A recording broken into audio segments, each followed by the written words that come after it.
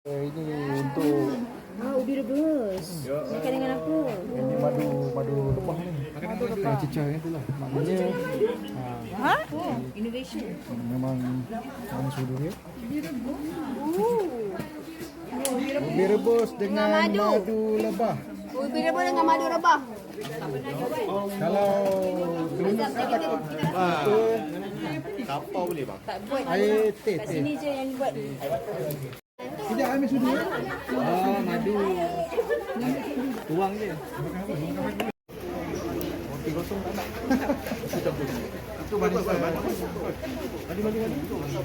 Sini. Macam tu lah.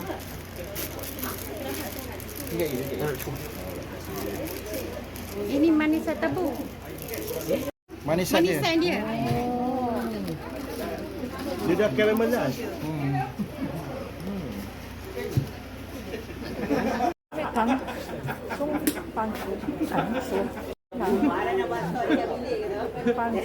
Dia seorang pun dapat.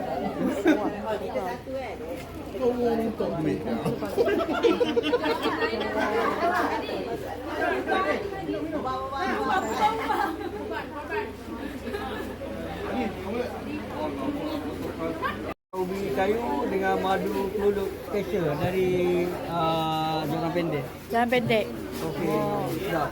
Lepas Ini rasa dia macam mana? ni ubi dia lemak manis campur dengan madu, dia manis. Memang kau piau. Saya tak pernah makan. Tak pernah makan? Tak Cuba pernah. ini hari. Cuba tengok sudah cuba makan. Cuba. Oh. Cuba. Roti matu. Wah. Oh. Madu. Sudah oh.